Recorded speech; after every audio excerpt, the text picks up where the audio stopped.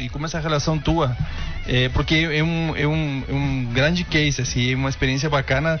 Vamos passar para o pessoal, porque realmente, cara, o Brasil tem uma facilidade enorme.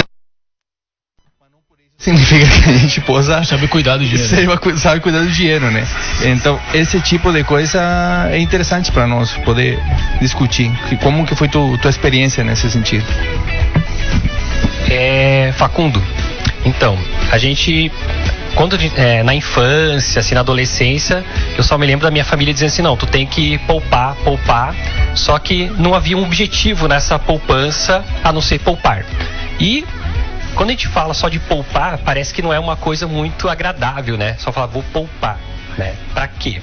Então, quando você começa a perceber que tem várias coisas que você quer conquistar na sua vida, sei lá, um imóvel, um automóvel, ou mesmo você ter uma situação de tranquilidade financeira, né? Como foi apresentado agora há pouco, né? Você poder dormir, saber que se acontecer alguma coisa, sei lá, você se envolver num acidente, algum problema de saúde, você tem uma reserva financeira para cobrir essas despesas, isso dá uma paz muito grande. Então, quando você começa a perceber que poupar não é um sacrifício, mas é a garantia também de tranquilidade financeira, começa a mudar o significado do ato de poupar.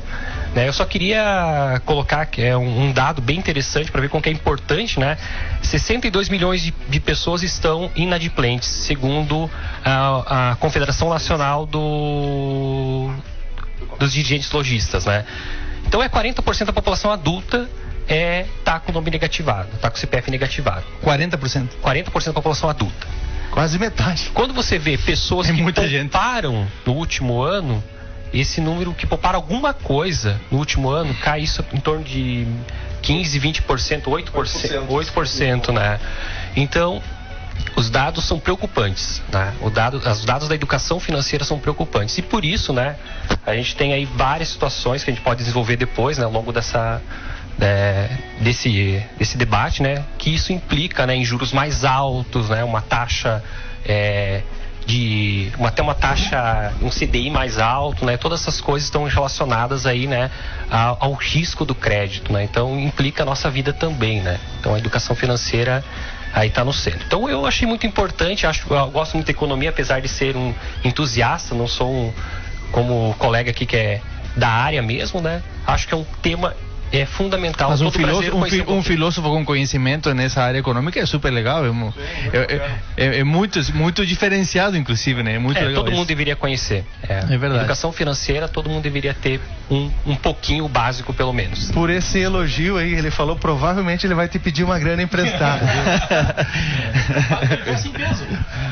Eu acho que todos esses temas, né, eles acabam sendo transversais, né? Então, quando você está falando, por exemplo, educação financeira, você está olhando para o nosso sistema de educação, né?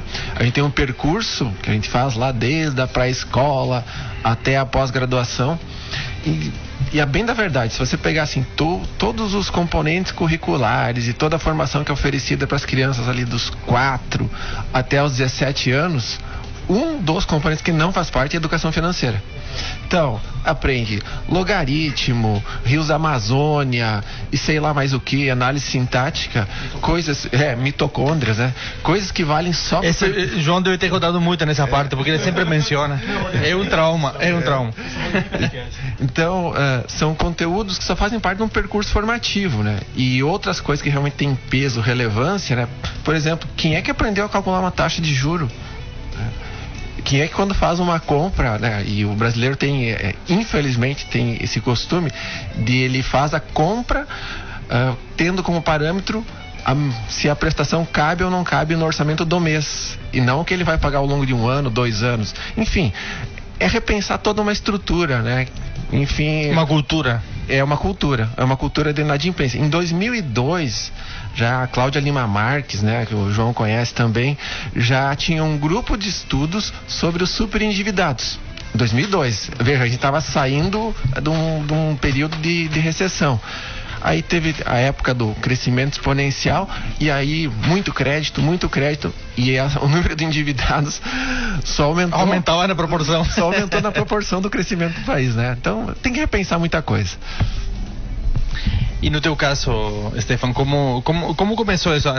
Antes da formação, tu já tinha uma noção em relação à educação financeira? Porque isso é uma questão interessante, eu acho que, e eu também venho colocando a minha experiência pessoal, já vem a família já vem com uns hábitos completamente errados, né? Pai, por que tu trabalha? Não, tem que pagar as contas, né? E essa frase assim é muito recorrente, eu já escutei muitas vezes aqui também. Então, trabalhar para pagar conta, né? Como foi esse percurso assim, pessoal, digamos, né? Em relação à educação financeira? Eu tenho uma história talvez um pouco mais longa, assim, porque eu sempre fui muito chato com dinheiro, assim, até que é uma questão de quem de casa, né? Já que a gente não aprende na escola, depende muito do perfil da família. Mas não mão de né? vaca, é chato só com dinheiro, eu sou cuidadoso. Assim, ó, a minha família, assim, meus amigos mais próximos costumam me chamar de mão de vaca. Típico, né? Nos grupos sempre tem alguém que cuida do dinheiro, que né? eu sou um cara cauteloso só, né? Mas o bacana, assim, aqui eu desde muito cedo, assim, eu comecei a me preocupar a partir dos 14 anos aí já tinha previdência privada, por exemplo, já comecei com previdência privada, então eu tenho um histórico assim de realmente muito cuidado com o dinheiro. Com a faculdade, obviamente isso melhorou, né? Isso só fechou a mão. Não fechei. Fechou as duas. Era uma faculdade fechou as duas. Não tanto, assim, eu realmente, assim, eu não me considero. Tu viu que tu não estava errado. Eu acho que eu vivo tranquilo. Mas eu concordo, assim, plenamente, assim, não adianta, acho que talvez essa seja grande erro cultural que a gente tem, que a gente fala em economizar dinheiro, mas sem traçar objetivos, né? Sem traçar objetivo, economizar dinheiro não vale nada, tu se torna refém do dinheiro e, cara, transformar refém do dinheiro é a pior coisa que tem, né? Porque tu vai viver pelo dinheiro e não vai fazer o dinheiro trabalhar, o dinheiro te ajudar na tua vida, né? Então tu tem que ter objetivos, né? Tu tem que, por isso que a educação financeira, sem um planejamento financeiro também não adianta muita coisa. Então eu tenho que ter um planejamento financeiro, eu tenho que saber planejar, eu tenho que ter meus objetivos. Começa pelo planejamento, eu tenho que saber o que eu quero no curto prazo, o que eu quero no longo prazo, o que eu quero no médio prazo, para saber que tipo de sacrifício eu vou ter que fazer na minha vida financeira, no meu dia a dia, para conseguir esses objetivos. Senão eu só vou lá, eu tô juntando uma parte da minha renda, uma parte da minha renda, uma parte da minha renda, mas sem saber para que aquilo serve. Na primeira oportunidade que eu tiver de gastar aquele dinheiro, eu vou gastar. Então não adiantou nada, né? Então eu tenho que ter objetivos claros, eu tenho que saber o que eu quero fazer com aquele dinheiro e daí me planejar para isso. E aí falta educação financeira, né? A gente tá falando do crédito, né? O crédito no Brasil já foi mais facilitado, hoje está um pouco mais difícil conseguir o crédito, mas realmente nós temos hoje 62%, 63% da população, acho que o último resultado na verdade 59%, de pessoas que dizem que tem algum tipo de dívida no Brasil, né? Das famílias que tem algum tipo de dívida no Brasil.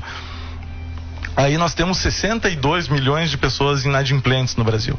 Ou seja, o crédito pode ser uma solução temporária, mas a gente não pode viver pelo crédito, né? Então, não é uma ferramenta, não que seja uma ferramenta ruim, né? Não, ele é uma ferramenta mal utilizada, boa, ele te ajuda, ele realmente tem coisas que tu vai querer, ter objetivos na tua vida que tu vai querer cumprir no curto prazo, que tu não tem dinheiro, né? Que são coisas mais caras, eventualmente, e daí o crédito vai te ajudar a isso. Mas tu tomar o crédito sem um planejamento, sem uma educação financeira, ele não vai te ajudar em nada, ele só vai te prejudicar, na verdade, ele vai te trazer muito mais malefício do que benefício. Até porque tomar crédito no Brasil, diferente de países desenvolvidos, é uma ação arriscada.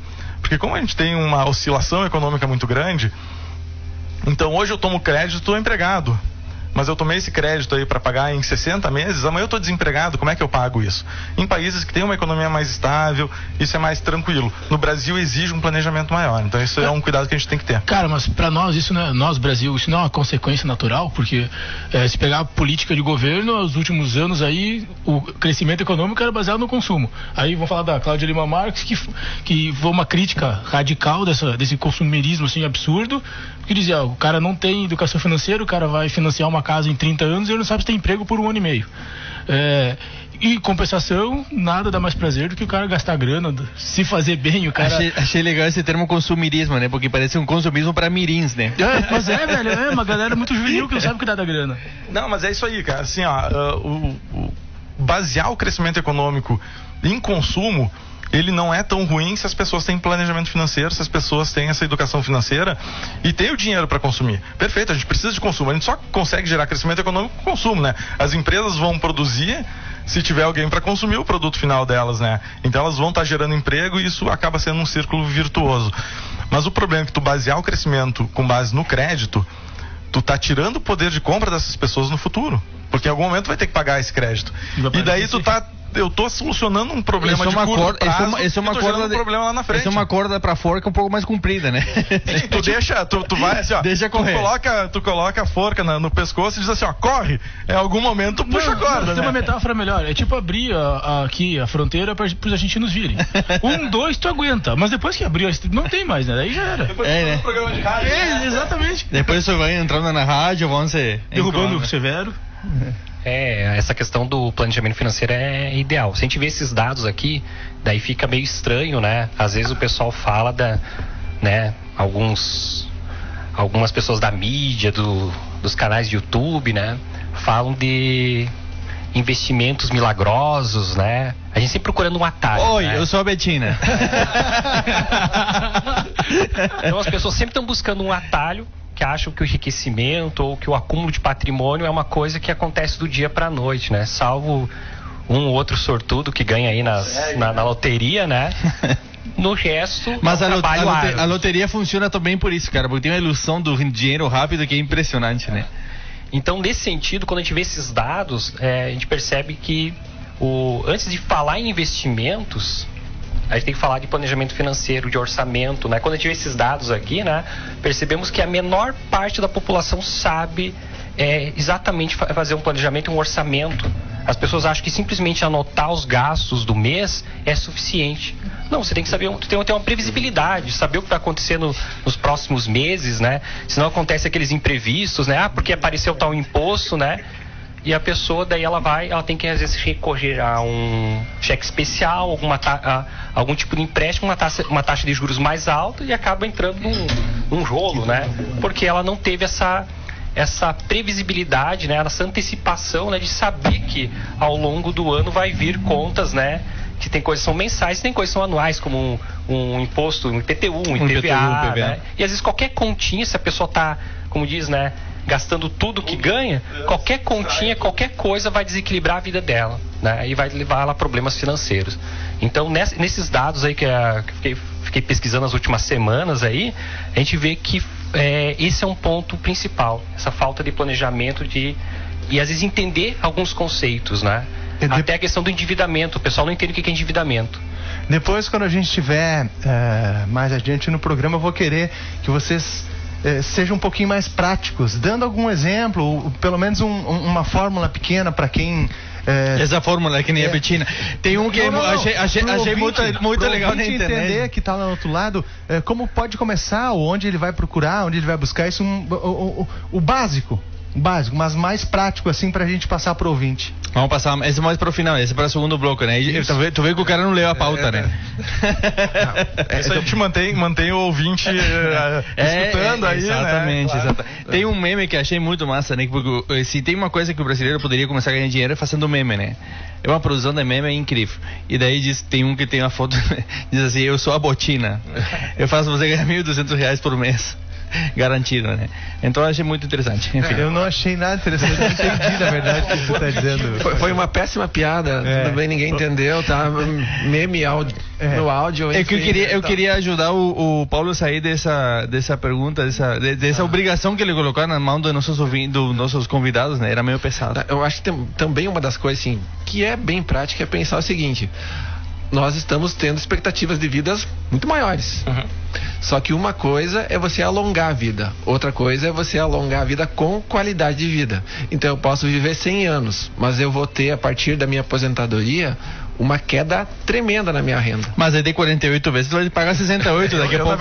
Na verdade, espero ter um aumento na minha renda depois da aposentadoria. Exatamente. Exato. Por isso que a gente trouxe aqui, Stefan. Por isso que ele tá aqui, né? Então, é uma questão a se pensar. O que nós vamos fazer com essas milhões de pessoas que vão viver 90, 100 anos sem recursos e precisando de cuidados médicos, enfim. Então, o processo de educação tem que começar agora, não esperar para daqui 30 anos, né? A pessoa, eu costumo brincar com os meus alunos, ou quando eu dou palestra sobre o assunto, que a pessoa que está pensando em aposentadoria com 20 anos já começou a pensar tarde. né? Então realmente a gente tem que pensar muito cedo, justamente para que a gente consiga fazer essa reserva financeira, porque lá na frente a gente vai perdendo essa capacidade de trabalho, a gente em algum momento vai querer parar de trabalhar efetivamente e a gente vai ter como se sustentar, né? E nosso custo de vida aumenta substancialmente na velhice, porque tem alguns gastos extras, né? Agora, o engraçado é que a gente tá falando de planejamento, né? E daí fala assim, cara, eu não consigo aceitar que uma pessoa chegue no início do ano e diga assim, tem esses impostos pra pagar, eu não estava preparado pra isso. Cara, esse mês eu não consigo ir, cara, vou parar de ir em tal lugar assim, porque todo mundo sabe PVA que vai pra acontecer, né? Tem todo ano isso.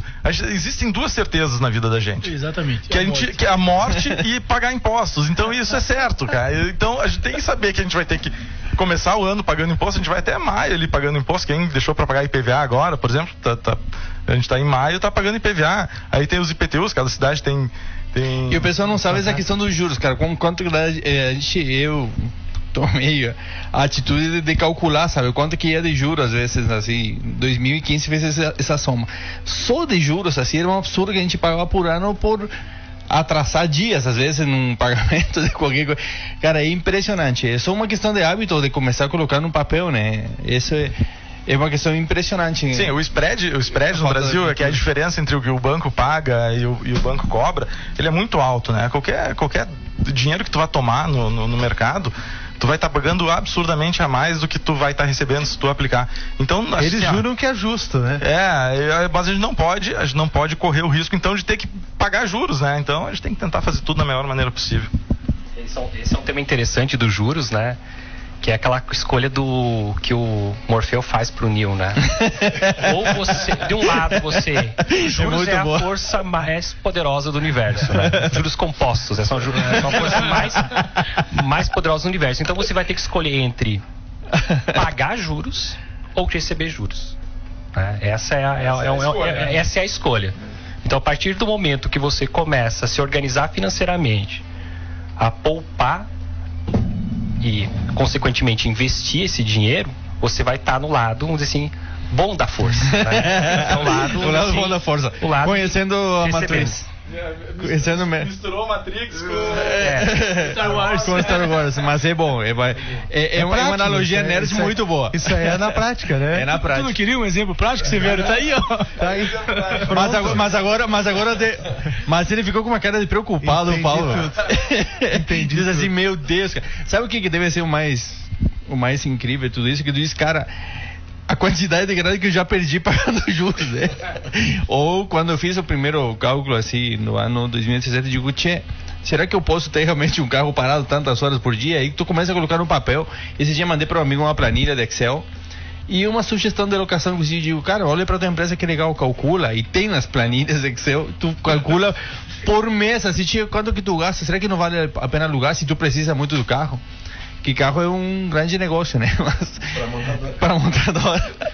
Enfim, esse tipo de coisa também, assim, essa questão cultural, assim, tem coisa que precisa, o que é só eu vou jogar um pouco contra o meu trabalho, que é o marketing, né, mas é realmente necessário ou é mais por um hábito, assim, de consumo? Esse consumo consciente ajuda muito o marketing, né? A gente tem que, às vezes você vai começar a poupar. Vamos pensar o seguinte, o cara... Ele precisa de uma geladeira, R$1.000, essa geladeira. Daí ele vai lá na loja, ele consegue passar aquela geladeira em 10 vezes de R$100 no cartão. Daí, beleza, não vou pagar juros. Nem vou sentir. Né? Fala, agora, né? se ele pegasse e poupasse, eu não preciso agora bem da geladeira, mas eu vou precisar esse ano comprar. E poupar todos os meses os R$100, né? Além dele, quando ele chegar no final dos 10 meses, além dele ter os R$1.000 acrescidos dos juros, né? Ele vai ter a grana na mão para poder, às vezes, negociar na loja. Às vezes ele vai conseguir essa mesma geladeira por R$900. E tem margem, tá? Deixa eu contar uma experiência em relação a isso, então. É impressionante a diferença de comprar à vista, porque ninguém compra à vista. Então, quando tu oferece, não, levo à vista, quanto que tem? Eu cheguei a ganhar 35% de desconto, tipo, paguei R$700 a menos por uma lavadora. Que, cara, era assim, e daí minha esposa, cara, eu não sei onde foi, mas se eu fosse vendedor, eu também faria pra me livrar de ti, velho. Ficar falando e buzinando no meu ouvido. Mas foram 2 dias de negociação na loja. Mas assim, é verdade, cara, com dinheiro na mão, tipo, ninguém compra com dinheiro, né? Não existe juro zero, né? Esse juro zero é uma grande ilusão. A empresa que faz em 10 vezes, né? Ela está embutindo o juro ali dentro, então tem que ter uma margem de negociação para trabalhar à vista. Obviamente. E por isso, né? O planejamento ajuda muito nisso. Poxa, eu preciso comprar alguma coisa, eu quero comprar alguma coisa, mas precisa ser agora, né? A gente tem que mensurar muito essa questão. Não consigo... meu celular, né? Celular acho que é o grande problema das pessoas, né? E para as lojas é o grande... É o grande filão de mercado, né? Mas daí é o marketing nos prejudicando, né? Dizer assim, tu tem o celular novo, não sei o que, 8.0, 95.0, e não muda, vou ser bem sincero, né? Pra nossa utilidade muda muito pouco. Mas daí a pessoa vai lá e compra, só que realmente precisaria comprar agora? Será que não podia fazer? Daí eu vou lá e compro em 36 vezes o celular. Será que não podia ficar com mais 2 anos com o meu celular, juntar esse valor? Se eu posso pagar a prestação do celular, eu posso juntar esse valor. Então, será que não vale a pena eu juntar esse valor por 24 meses e ir lá comprar à vista o celular? A mim soa completamente paradoxal, assim, o consumo consciente, velho. Consciente em quê? Por que consciente? Porque se eu tô querendo comprar, eu tô criando aquela necessidade. Daí vai vir um marqueteiro e fala, não, é consciente por causa do meio ambiente. Cara, ainda assim eu não precisava comprar aquele negócio. Ainda assim eu tô degradando aquele meio ambiente. Não, as necessidades de consumo, eu vejo que elas surgem muito mais... da mídia, do marketing, do que da necessidade das pessoas mesmo. Malditos marqueteiros, né? Tem muita coisa que realmente a evolução vai nos trazendo necessidade. Mas tem coisas que não tem necessidade, cara. E vamos combinar, né? Quem tem filho pequeno, né? É tudo com base na publicidade, né? É desenho, é negócio, sei lá o quê. E as crianças entram nisso e pressionam os pais, colocam pressão nos pais. Então, por isso que a educação financeira é importante desde cedo, né? A criança tem que ter noção do que é possível, do que não é possível, porque senão a vida virou uma loucura, né? Imagina, eu não tenho filho pequeno, graças a Deus não, espero ter, né? Mas eu não tenho filho pequeno, mas eu imagino o dilema dos pais, né? Em ter que saciar essa necessidade de consumo das crianças, né? Porque estão com os amiguinhos, enxergam tudo na TV e querem tudo. E não ter condições de fazer isso, né? Por isso a educação financeira é uma frustração que quando o cara tem possibilidade, se endivida porque ele não teve de criança, às vezes, né? Uma grande coisa que ajuda o pai nessa hora é a Netflix, né? Não tendo comercial. Ou prejudica, né? Porque ele vai estar assistindo desenho ali, depois vai ter o caderninho do desenho, vai ter a mochila do desenho. Mas não tem a propaganda embutida ali lá fazendo a lavagem cerebral. Hoje... Uma coisa que eu queria, Facundo, espera um pouco agora. Não, vamos para o intervalo. Olha só, que eu queria falar justamente que é essa necessidade da troca, tá? Tu precisa do telefone, mas agora mudou bastante porque a gente tem bastante informação, é só sair atrás, né? Bota no Google lá e descobre várias coisas. Alguém gravou um vídeo explicando por quê, o como, enfim, né? Agora, a necessidade de comprar esse telefone de última geração, né? Eu sempre uso um exemplo, se tu precisa de uma Saveiro para fazer o que tu faz, carregar aquilo que tu carrega, tá? O teu sonho é comprar uma F1000. F1000 é pra matar, né? Cara, se tu comprar uma F1000, velho, é da época do diesel. A diesel. Aí o cara vai pegar essa F1000 pra fazer o mesmo trabalho que a Saveiro fazia com um custo muito maior. Eu acho que é a mesma coisa do telefone, né? Tu não precisa um processador daquela última geração pra fazer o que tu faz e tu vai pagar 2 vezes o valor dele porque é o último lançamento. Aí que tu tá fazendo até a quantidade de gigas, sabe? O meu tem 128 gigas de armazenamento. Tá, mas o que tu vai produzir, cara, quando, sabe? Tu nem sabe. É uma falta de consciência, né? Uma vantagem de poupar naquele caso da geladeira é que muitas vezes vai acontecer o quê? Como você vai esperar para comprar e você vai poupar, vai ter todo o trabalho de poupar, às vezes vai chegar lá no momento, você vai ver que talvez aquela geladeira não é tão necessária, ou talvez você pode pegar um modelo mais em conta, né? Às vezes o cara vai lá comprar um celular um smartphone de R$3.000 e ele ficou poupando, sei lá, 24 meses, né? Dele, putz, poupei 24 meses. Será que eu vou colocar agora toda a minha poupança, todo o meu esforço? Ajuda o cara a ter outro nível de consciência em relação a isso, né? Nesse período ele vai ter que pensar sobre aquela compra, sobre aquele objeto de desejo, né? Então tem E quem sabe a tecnologia já está defasada para quando o cara tem o dinheiro também. Já gastava mais tempo.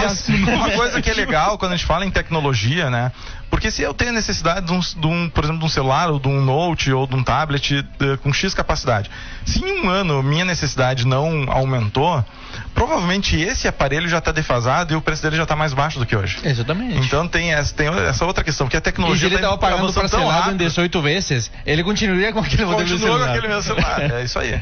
Então, Mas parece engraçado, tipo, é engraçado quando a gente coloca na mesa, né? Mas no papel ainda fica mais irritante os olhos, que como essas diferenças. Aí vem o meu lado, eu sempre brinco, né? É uma brincadeira que eu faço e eu tenho como provar ainda. Porque celular, fazem uns 4, 5 anos que eu não gasto dinheiro com celular. Porque como eu tenho 2 irmãs, né? Vai ser zero, né? Você não vai multiplicar aquilo. Então você precisa, primeira coisa, o aporte. Você precisa poupar, separar aquela grana para você investir. A questão do tempo, ele está passando, né? A gente não tem como acelerar, né? Ele vai passando no seu ritmo.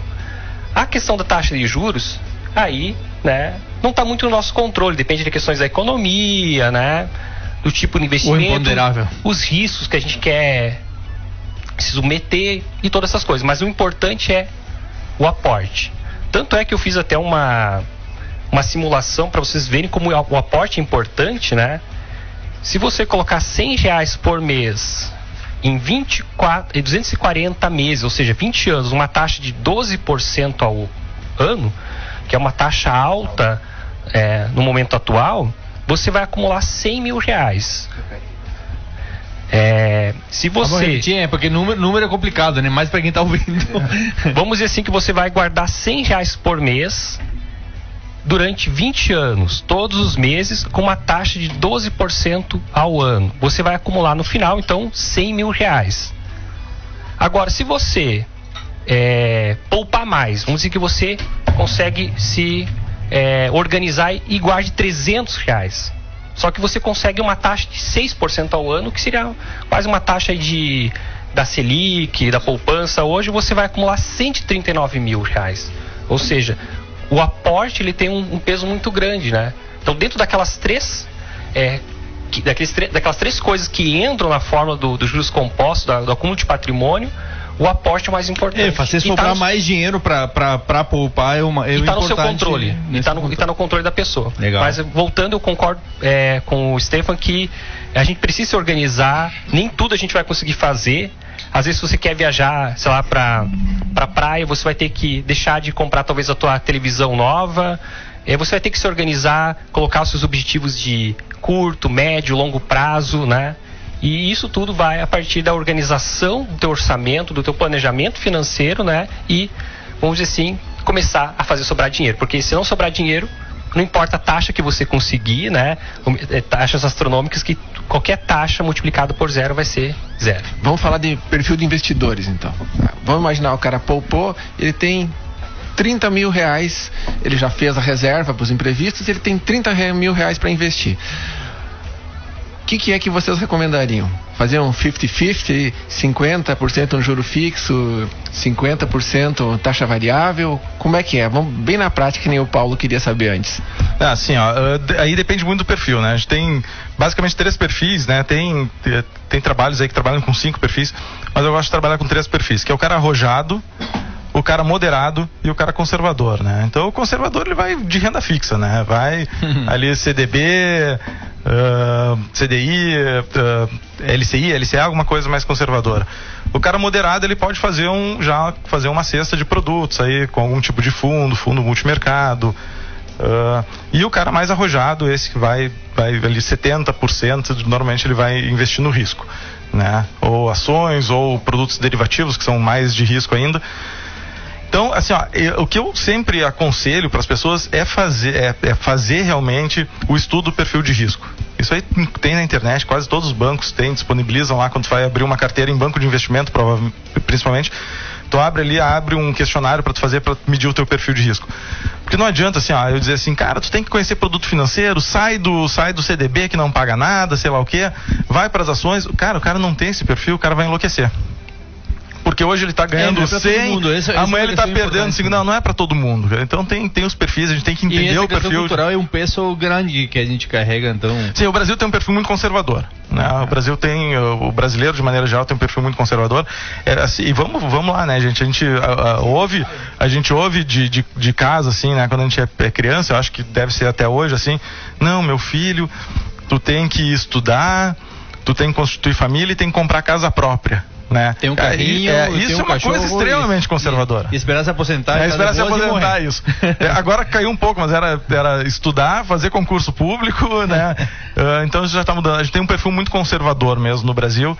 Então, para as pessoas não correrem o risco de investir num produto errado, num produto que não compreende o perfil de risco dela, é importante ela fazer essa análise, porque senão ela vai se frustrar, né? Então isso é uma coisa muito importante. Só corroborando aqui o que foi falado, né, do aporte mensal, é super importante. A gente tem que ter a disciplina de fazer aportes mensais e dizer assim para as pessoas, quando elas estão investindo dinheiro, quando elas estão fazendo investimentos, elas não se desmotivarem no início, porque no início o juro composto ele não aparece, né? Ele aparece de maneira muito lenta, assim, a pessoa, eu tô juntando aqui, tô fazendo esforço, acabou o ano, juntei R$100 por mês, eu tenho R$1.212, sei lá, eu ganhei R$12 só. Mas no longo prazo, se tu colocar isso 20 anos, 30 anos, isso dá uma diferença muito grande. Então o juro é importante, o aporte é importante, mas o tempo é importante também, e as pessoas têm que ter essa consciência, né? Que elas têm que ter paciência. Eu acho que justamente tem uma dissertação de um economista argentino que eu me lembro, ele falava sobre economia. Que eu me lembro que ninguém pode... Como é que é o nome dele, Facundo? Não, ninguém pode ir lá e ver se é verdade ou não, né? Eu li uma coisa na Bolívia uma vez, ninguém vai saber se é verdade ou não. Ele Martin Lustó foi um economista, Núñez. muito renomado. Núñez não, a gente só gasta, ele é economista. E ele falava fez uma dissertação no TED sobre economia para os ansiosos. E a ansiedade do pessoal é o que mais ajuda o marketing. Começando por aí. E a questão desse endividamento, né? Esse volume de dívida das pessoas, né? Então essa paciência, justamente aí falando da prática. Como foi o começo, assim? Vocês vamos pensar a longo prazo, vamos ver se dá um resultado agora. Como foi o start, por exemplo, Luiz, para tu começar nesse processo, assim? Tu foi autodidata em relação a isso? Ou tu já teve alguém que te diga, Luiz, por que tu não começa a pensar em trabalhar nessa questão da administração diferente, financeira para a vida? Facundo, foi interesse próprio, né? Assim, não foi alguém que falou, tu tem que fazer isso. A necessidade, né? Eu senti a necessidade de saber mais sobre economia, sobre educação financeira, né? Como eu disse no começo, assumir a responsabilidade sobre a vida. Sobre a minha vida, né? Que legal. E a questão, assim, eu geralmente não acho que é interessante você indicar investimento para as pessoas. Porque eu vou concordar com você. Por quê? Eu posso conhecer e me sentir confortável com o tipo de investimento, mas talvez o Rodrigo, o João, o Facundo vão ter outros perfis, né? E vão olhar lá, por exemplo, um valor tá lá na tua conta, o valor parece que está caindo, a pessoa vai se assustar, né? Vai vender uma coisa porque ela não entendeu bem ainda o funcionamento daquilo. Então, para mim, o primeiro investimento, vamos dizer assim, é conhecimento. Não é só investimento de dinheiro, é você ler, conhecer, se apropriar. Tem muita bibliografia bacana, né, em português, né, tem muito material bom no Brasil. Eu te indicaria, assim, como para começar uma leitura básica, um cara que não tem mínimo de noção, porque também tem as contas apertando, por exemplo, o cara tá apavorado, e aí é bem fácil cair no crédito, né, e vamos refinanciar. Tá, por onde a gente começa? Olha, para mim pode parecer assim, é um best-seller, né? Às vezes assim o pessoal acha que tem um pouco de força baixa em alguns pontos, né? Mas para mim o livro Pai Rico, Pai Pobre do Kiyosaki, ele é excelente. Primeiro porque ele parte de um conceito que eu acho muito bacana, que eu nunca vi alguém falar de modo tão claro, que é a diferença que ele faz entre ativos e passivos, né? Ele fala assim que o rico acumula ativos, a classe média acha que acumular patrimônio é acabar acumulando passivos, né? Grandes financiamentos, hipotecas, né? Dívidas, né? achando que aquilo é patrimônio, mas na verdade é passivo. Então, ele fala que a gente tem que focar nos ativos. O que é um ativo para ele? É aquilo, é todo aquele instrumento, aquilo que coloca dinheiro no teu bolso. Exemplo, você já tem o teu imóvel, você compra um segundo imóvel. O aluguel daquele segundo imóvel, ele é um ativo, aquele imóvel é um ativo para você, porque está entrando dinheiro. Uma aplicação financeira que está rendendo juros para você, ela é um ativo, ela está rendendo dinheiro para você. Então essa ideia que ele fala, essa comparação que ele fala que ativo é aquilo que coloca dinheiro no meu bolso e passivo é aquilo que tira dinheiro do meu bolso. Então eu acho que esse livro é muito bacana porque toda a questão do investimento para mim está relacionada à mentalidade, né? A como as pessoas encaram as coisas, como encaram o dinheiro. E a partir de ter essa base, né, começar a mudar a chave, né, olhar as coisas de uma maneira diferente e começar a buscar ativos, você vai começar fazendo outras leituras e aprender sobre diferentes tipos de ativos. E aí você vai conhecendo o que é cada um. Então eu já não acho assim que se recomendar investimento para alguém, pode dar muito problema, porque a pessoa, você conhece, a pessoa talvez não. Talvez a pessoa não vai se sentir confortável na hora que vê na prática. Então por isso que eu acho às vezes temerário por parte, né, de algumas figuras públicas indicar investimento para as pessoas, se a gente vê essa realidade que apenas 1% da população, por exemplo, tem está cadastrado, por exemplo, na Bovespa ou no Tesouro Direto. Tá? Então você fala assim, investe num derivativo, tá? E a pessoa, ela nem faz o beabá de poupar. Ela nem sobra o dinheiro dela pega não tem nenhuma cultura mínima que ela de cuidado. Sobrou lá num 13º e ela fala, agora eu vou arriscar tudo, vou jogar a sorte e vou virar milionário. Então essa mentalidade de querer encurtar, de querer achar que as coisas vão explodir, né, que vão surgir do nada, que é o problema. Então é uma mudança de paradigma, justamente. Aquilo que tu colocou antes, paciência. Essa é a maior virtude do investidor. Até porque, assim, ao rigor da lei, nem se pode indicar investimentos, né? Porque isso é uma atribuição de agente autônomo de investimento, né? A CVM é bem criteriosa com isso.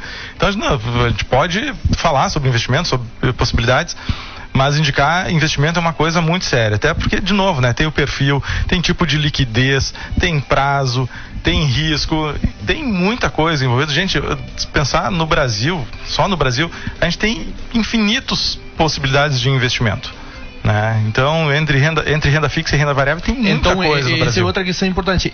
Possibilidades existem, muitas. Muitas, a gente tem que conhecer, tem que estudar. O mercado está para isso aí. Sim, o mercado está para isso, tem muita coisa. Não é que a gente não investe melhor o dinheiro porque não tem a chance. É que a gente não conhece, é falta de conhecimento, né? A gente precisa realmente conhecer, a gente precisa estudar o mercado financeiro tem muita coisa e realmente estudar o mercado financeiro é muito bacana. Eu não lembro o autor, né, do livro, mas eu tenho um livro muito bom que eu acho que também traz uma quebra de alguns conceitos, que é O Milionário Mora ao Lado. Ele traz assim, de maneira muito simples, como é que duas pessoas com a mesma renda, uma se torna milionária e a outra fica a vida inteira ralando. Então é bem interessante. O livro, não lembro realmente o autor, mas é um livro bacana, um livro de uma leitura fácil também, fácil de entender, então é bacana. Mas assim, investimentos realmente tem muita coisa, a gente tem absurdamente bons investimentos, tem maus investimentos, tem péssimos investimentos, mas não existe almoço de graça, né? Essas coisas milagrosas que aparecem na internet, o que a gente vê, o que nos oferece muitas vezes, elas têm um risco muito alto embutido, embora não se fale sobre isso, e as pessoas têm que ter consciência disso. Só vai ter consciência estudando, conhecendo os produtos. Então não existe almoço de graça. Pegar mercados mais complexos, né, como o mercado de capitais, para alguém ganhar, alguém tem que perder, não tem como todo mundo ganhar, não é um jogo de ganha-ganha, é um jogo de ganha-perde. Então quem tem mais conhecimento vai ganhar, quem tem menos conhecimento vai perder. Então por isso que é importante o conhecimento nos produtos financeiros, é muito importante. Tem duas colocações a fazer. Três. Primeiro, que eu nunca vi o Facundo usar tanta retórica, porque ele não sabe o que ele tá falando, mas ele tá enrolando bem.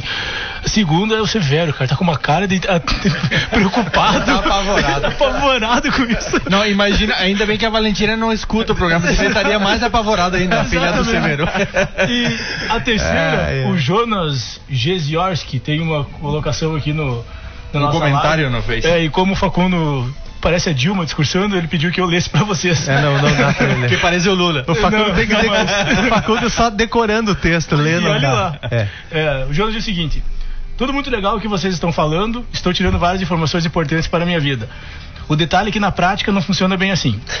Particularmente, preferi financiar uma casa em 25 anos e pagar R$500 por mês durante todo esse período, do que ficar pagando esse valor em aluguel e ficar guardando R$200 ou R$300 por mês para daqui a 20 anos ter 100 mil na conta, para daí comprar uma casa. 10 anos atrás eu comprei uma casa com meio salário mínimo por mês. Hoje eu não conseguiria comprar a mesma casa com um salário mínimo por mês. Minha opinião. Fecha aspas, é dele. E aí, provocou. Vamos colocar no papel isso. Vamos chamar ele para o programa. Dá para colocar no papel. Isso é legal, cara. Tem alguns casos específicos quando a gente trabalha em imóvel. Imóvel é bem legal de trabalhar. E também tem que ter um pouco de sorte, né? Tem que ter um pouco de sorte na hora da compra, na hora da valorização. Porque assim, historicamente no Brasil, a gente viveu um boom imobiliário, que teve grande valorização dos imóveis. Mas historicamente o imóvel acompanha a inflação, né? Então é mais vantajoso muitas vezes, por isso que sempre tem que colocar no papel, a gente tem que colocar no papel e analisar, mas na maioria das vezes é vantajoso tu viver de aluguel, porque tu vive de aluguel numa casa no padrão da tua, realmente conseguindo fazer uma poupança todo mês, e chegar lá no final dos 25 anos comprar uma casa ou nem comprar, porque o imóvel é um investimento que não tem liquidez. Essa que é a grande questão. Isso é uma coisa que ele não falou e de repente não conhece, justamente a liquidez. A liquidez, porque se eu tenho dinheiro no banco lá, e vamos para uma máxima aqui que parece um clichê também, mas é fato, dinheiro atrai dinheiro. Se eu tenho dinheiro líquido na mão, se eu tenho dinheiro que eu possa investir, eu consigo aproveitar oportunidades que surgem.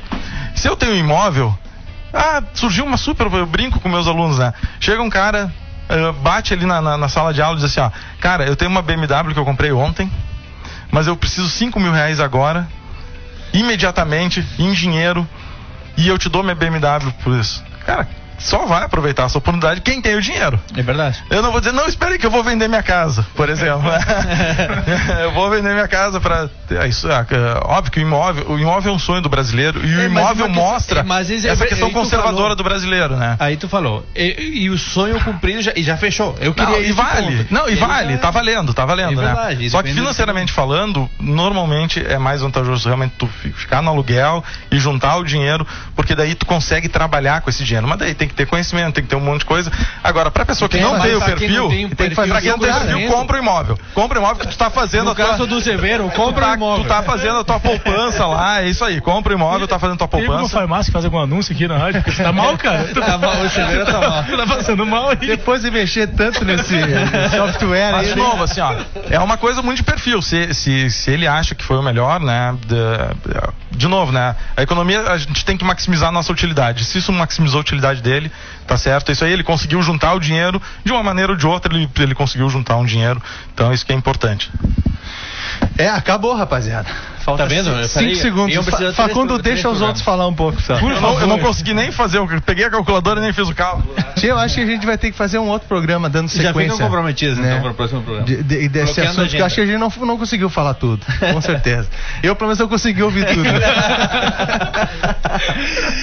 Quero agradecer aos nossos convidados, aos nossos colegas de bancada. O Rodrigo já está inserido, não é mais convidado, Facundo? Não, já não é mais. Qual é que é a pauta do programa? Educação financeira. Parte 2. Parte 2. Pode ser. Muito obrigado pela sintonia. O programa vai estar meio quebrado lá na nossa live, porque deu um monte de problema no nosso software. O Banco Central cortou alguma coisa. O Banco Central cortou aqui alguma coisa. E umas empresas de crédito. Mas o programa na íntegra, para você ouvir da rádio, se não teve nenhum corte, vai estar lá no radioguairafm.com.br. É bem melhor do que ver nós, né? Com certeza. Você pode acessar as redes sociais e também por lá e curtir também. Facundo. Muito obrigado, hemorragia de prazer poder contar com a presença dele. Bem melhor quando eu tô aí, né? Bem melhor, né? João, pode encerrar. Valeu, brigadaço, eu sei que é bem melhor quando eu tô aí. Eu sei disso. Rodrigo, use o microfone para se despedir, por favor. Valeu, obrigado, galera. Gurizada. Obrigado pela oportunidade. Sempre um prazer falar sobre finanças e participar de uma mesa, assim, trocar ideias é muito bacana. Obrigado pela oportunidade. Também quero agradecer a oportunidade. Tá certo. Isso aí. 97.7